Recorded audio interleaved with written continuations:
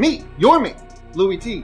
Welcome to the 2018 NFL Draft Prospects 101 series, your guide to some of the biggest and hottest names in the 2018 NFL Draft. We're talking cornerbacks here, and this next guy, I'm not gonna lie to you, after the combine performance that we got from him, I was a little skeptical as to what to expect on tape. Thought I was gonna see a guy that was tight-hipped, a guy that was out of place, a guy that made plays but made a lot of plays for the other team as well. I was wrong. And so I walked away really impressed.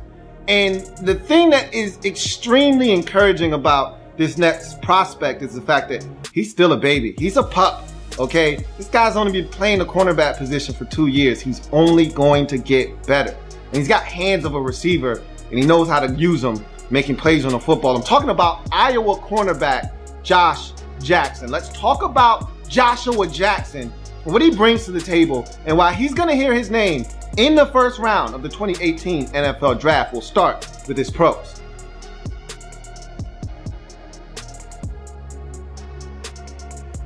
So obviously you start with measurables with Josh Jackson, 6 feet, 196. So you're right around 200 pounds. That's a good solid frame. He's long too. When you see him, he looks the part of a 6'1", 6'2" guy. He's got a long wingspan, so that's gonna help him as well. But in a draft where a lot of these corners are sub 6 feet, you get a guy that's 6 feet and some change, right around 200 pounds, and we've got some lightweights as well in this cornerback class in terms of how much they weigh. You get a guy that's 6 feet, right around 200 pounds, you're salivating at the opportunity to go and get him, and this is a guy that fits that bill here in Josh Jackson. Speed is something that we questioned at the combine. Ran a 4.56, turned around, ran a 4.42 at Iowa. You know, that's a little sketchy there when there's that big of a difference in your combine time and your 40 time at your pro day. We always know guys run faster at their pro days. I like to split the difference when there's a big gap like that, 4.56 to a 4.42. Let's call him a 4.49 guy. With that size and length, running a sub 4.5, we'll take it every single day of the week. And I saw less of 4.56 on tape,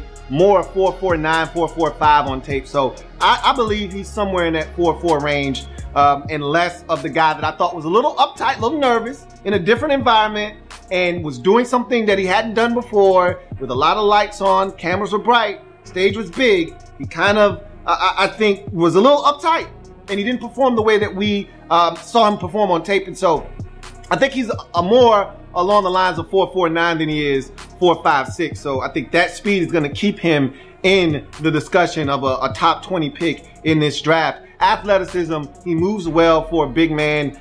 Same with acceleration and change of direction and agility. And you got to see him open it up a couple of times. The first one I popped in was Wyoming, the first game of the season, and Josh Allen lets one rip right over the middle. It's a beautifully thrown football, and he's trailing the receiver, but he's right there in his pocket, right there in that trail technique, right where he wanted to be, looks and locates, which is something that not all the cornerbacks in this particular draft class do, but he looks and locates the football, and then he's able to contest, knocks it away beautifully, times his jump up well, and is able to get a knock away. You saw him open up and run in that situation, so the acceleration also there with Josh Jackson. So there's a lot to like with him. Saw him make some plays on some slants. The agility and the change of direction comes into play where you see him pick six against Wisconsin, had 2 pick sixes in that game. But the one that comes to mind when you're thinking about change of direction and agility is on an outbreaking route, poorly thrown football. Let's first make that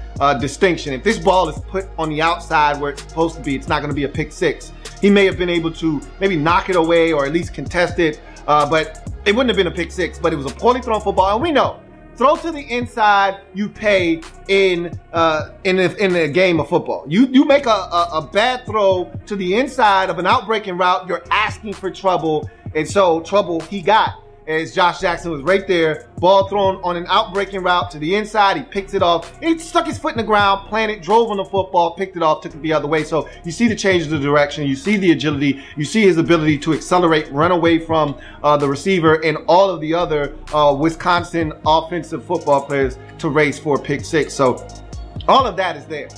Anticipation and awareness, probably 2 of my favorite pros with Josh Jackson. Obviously the LLCing that's my thing. But anticipation and awareness, those also set you apart as a cornerback. And you got to see it with him on tape countless times. And that's fun to watch, because then it becomes something that I can rely on with you. If I see it once or twice, okay, yeah, I don't know if I'm gonna get it or not. I may not.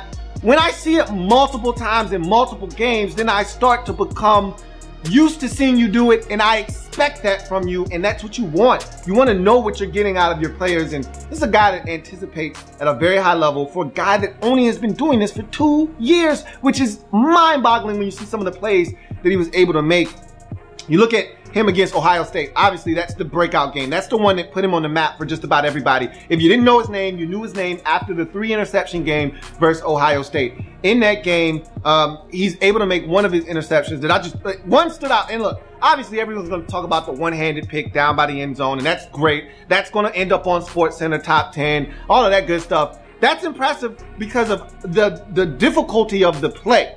But when you're talking about from a football standpoint, it was an underthrown football, it was poorly thrown football, and he just made a play. He showed his athleticism off, and he made a play. The one that impressed me the most was the second pick, where he's in zone coverage, he's playing cover 3, he's supposed to be deeper than the deepest. Was he being a little nosy? You damn right he was being nosy. Could he have paid for that? You damn right he could have paid for that. But that's what the good ones do. They take chances when they see chances being there to be taken. And so, yeah, he's in cover 3. He's supposed to be deeper than the deepest. He lets his man go deep because he sees an outbreaking route. And we see this all the time. We see guys get baited at the next level. You see the quarterback staring down an outbreaking route on a guy that's running a clear out on the outside. And so that outbreaking route should be there in cover 3. Should be wide open, should be no one there, except when you got a nosy corner that and that's how guys like Marcus Peters get a ton of their interceptions. Just being nosy in zone coverage, being where they're not supposed to be, but because they're so good and they're nosy, they're somewhere where they're not supposed to be, and they end up making a play. Josh Jackson sags off of the go ball that's supposed to be a clear out route for the outbreaking route,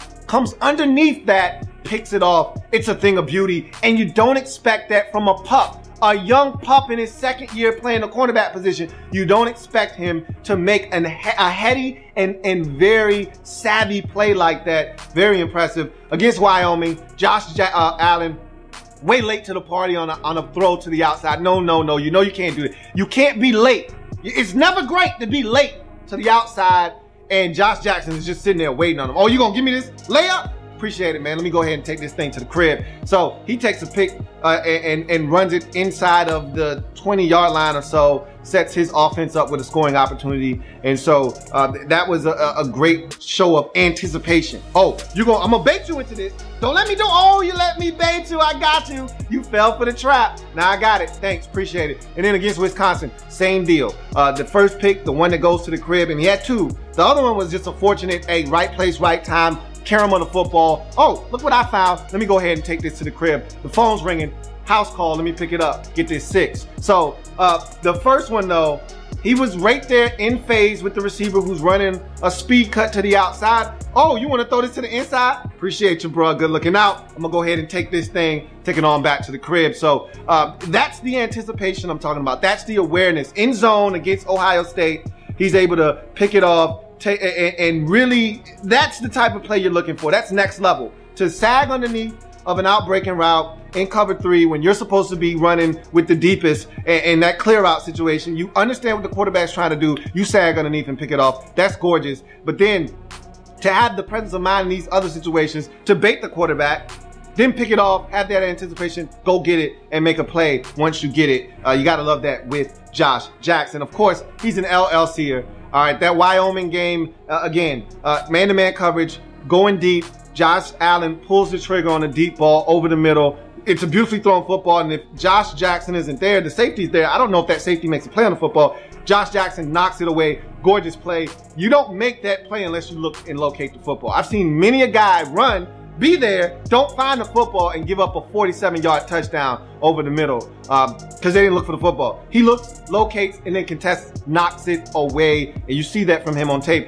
That interception, that one-handed grab against Ohio State, that's simply a guy looking and locating, okay? If he doesn't look for that football, there's no one-hand interception. But because he turns and locates, oh, underthrown football, I may be a little bit out of place, but guess what? I can use these go-go gadget arms reach up and snag it with one arm. And that's only because, guess what?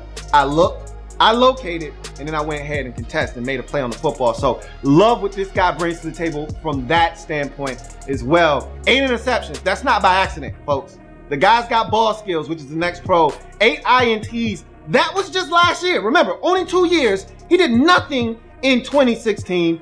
2017 is when he stepped on the platform and said, hey, I'm here, man. I'm announcing my arrival. What y'all trying to do? I got receiver hands, okay? Ex-receiver, got receiver mitts. I know what to do with them. So if you're gonna be reckless with this football, I'm gonna make you pay 2 of those 8 INTs to the crib. Same game, against Wisconsin. 3 in the Ohio State game, put him on the map. This guy was all over the place. One against Josh Allen, picked him off in the first game of the season. This is a guy that you can't make mistakes around. You will pay for those mistakes because, again, we're talking about an ex-wide receiver here, and he knows how to make plays on the football. And I always love when guys have that receiver experience because, again, they understand route combinations, concepts, what guys are trying to do, how they're trying to set them up, and so they can react a little bit faster because they were once in those guys' shoes. So love when a guy's got that background of being a receiver, now playing the cornerback position. It does benefit them, and you kind of saw that on tape. Man in zone coverage, he's good at both. Will he get better over time? You betcha. He's still raw, especially watching him in some man situations and in some zone situations, especially zone.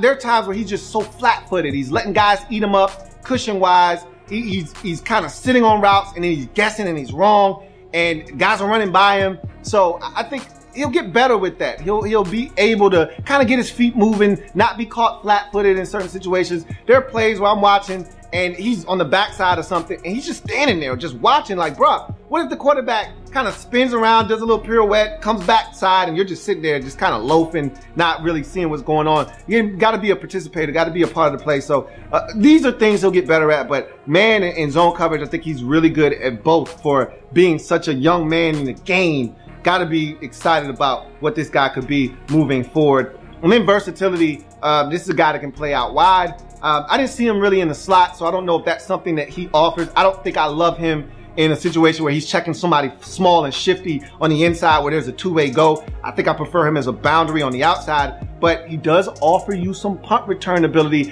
I'm not saying he's great at it. I just know he did it in college. So if you need that, he can provide you with that. He may be able to hand you a special delivery. I need that special delivery. Can I have that special delivery? He might be able to give you one. He didn't have one in college. All right, there's some guys in this draft though that have that special delivery type of ability. I don't know if Josh Jackson is that guy, but he can offer you some punt return ability if you need it. So with that being said, those are all of his pros. Now we go to Josh Jackson and some of his cons.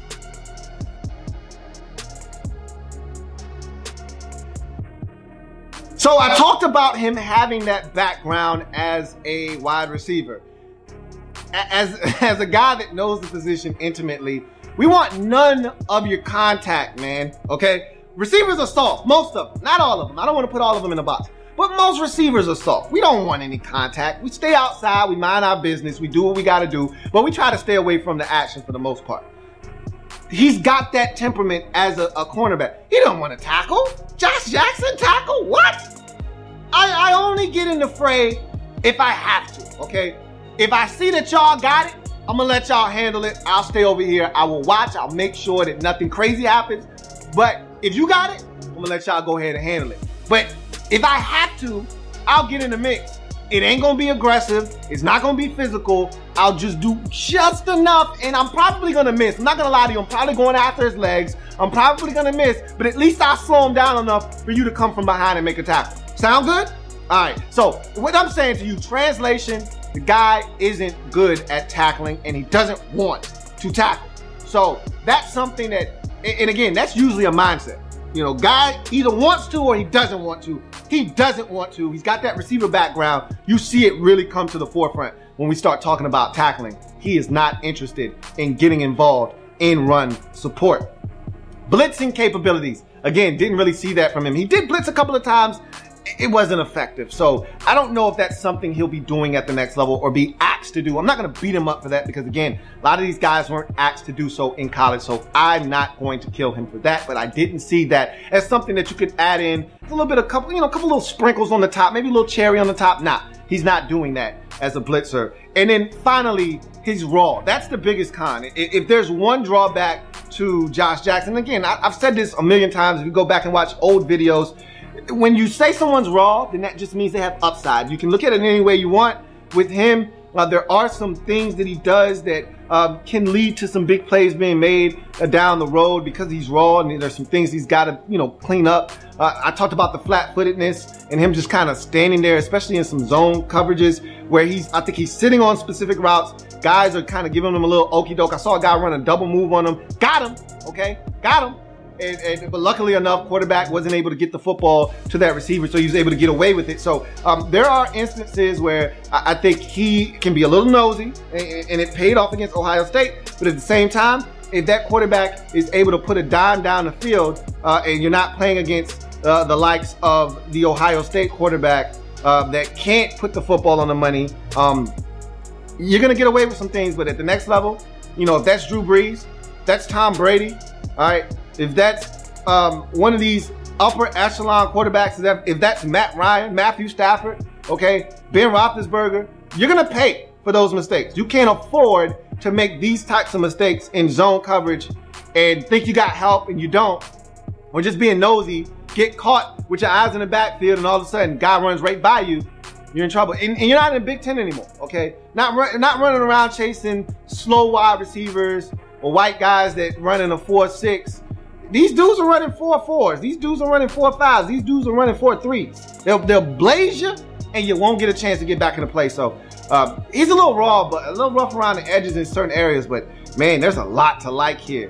And remember, only 2 years of experience at the cornerback position. He's still a big slab of clay when it's all said and done. You can mold this guy, kind of clip off some of the rough edges and mold him into a smooth prospect when it's all said and done. So coaching is going to be big for Josh Jackson at the next level, but I like what I've seen already for a guy that is so inexperienced like Josh Jackson. But that's going to do it for his breakdown here on the program. I like this guy a lot, and I think he's going to be a difference maker, and maybe right away he could have an impact for a team in his rookie season. I think he's got that kind of ability, and I think he's only going to get better, which is scary because I think he's already a really solid prospect as it is. But that's going to do it for him. If you want to see his score and where he ranks among his peers at the cornerback position, check out the website louietnetwork.net to see where he ranks among those prospects and some of the other prospects that I was able to take a look at in this process as we head to the 2018 NFL Draft. I've got plenty more of where that came from, so come on back and remember, we're changing the game over here, period. So don't you go anywhere. Make sure you subscribe, like the video, and share it. There's plenty more where that came from. I'll see you next time. Have a good one.